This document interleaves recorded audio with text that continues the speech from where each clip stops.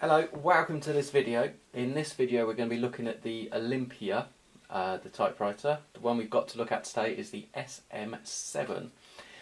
It was produced between 1961 and 1964, so not over a huge area of time. And the one we're going to look at today, we've been able to work out from the serial number, was actually made in 1961.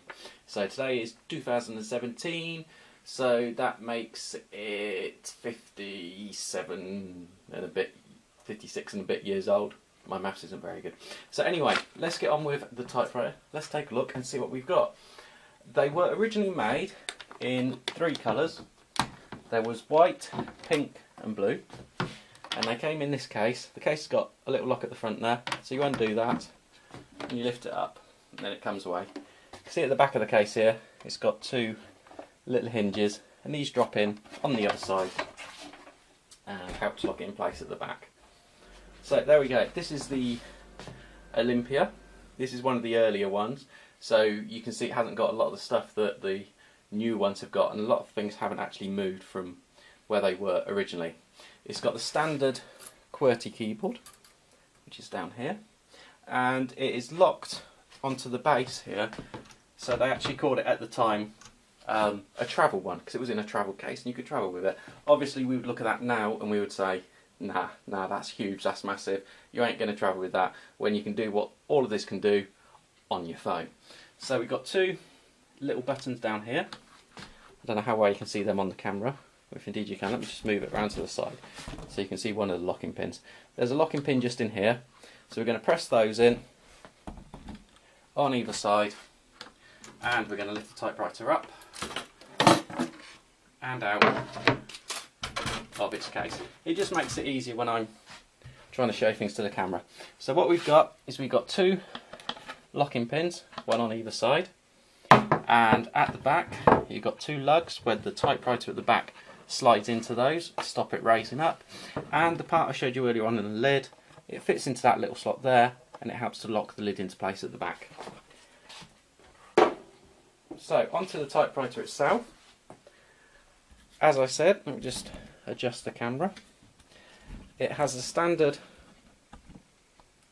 QWERTY keyboard, along with tab moving forward,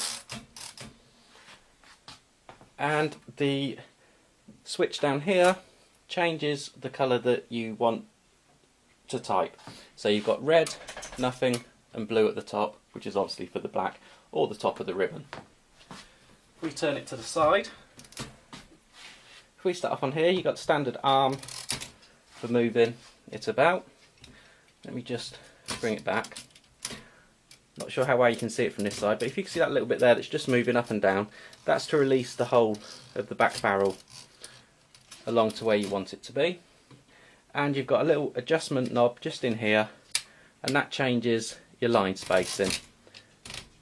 So that's for double, that's none, and that's single. If we then turn her around again, fully to the back, you can see at the back we've got the plaque, and it's the Olympia Works. It's a German made thing, and it's actually got it's made in Western Germany, which is how things were back in those days. Just on the end here is a little button.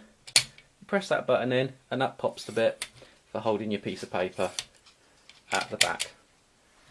We then turn around again. You've then got the paper release there, which allows you to move your piece of paper around. Another one for the barrel, and as well as being able to twist like that, you press that button in and you've got the free movement there for the barrel. So bringing it back round to the front again, just get it into the middle.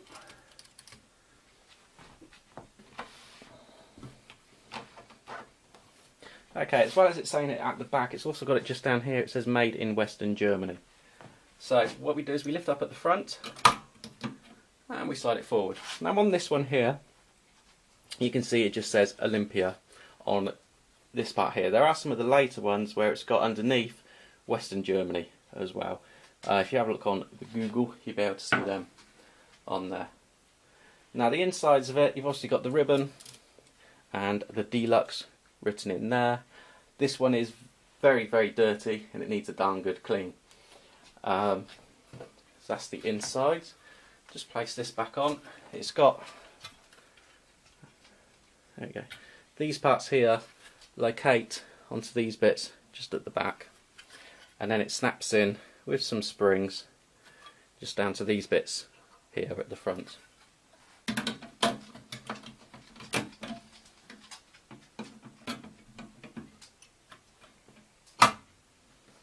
Okay, so if I bring her a bit closer,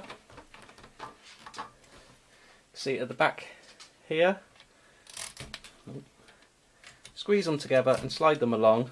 These little silver bits, they are for the paper adjustments to control how far along and how wide your piece of paper is. You then have a slider here, which obviously helps with lining up your piece of paper. And I think that is just about it. This one itself we are going to be putting up onto eBay, but we're not going to link from here to eBay because obviously if you're landing on this in a few years time, the eBay link isn't going to work anymore. So yeah, that is the Olympia SM7 Typewriter. Now I'll just put it all back together again. You can see how it all goes back.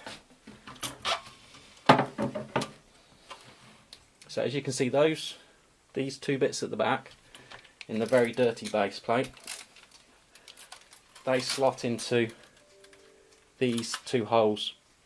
See that one there and that one there, and these two bits at the front here, these two spring bits, they lock in to these holes here.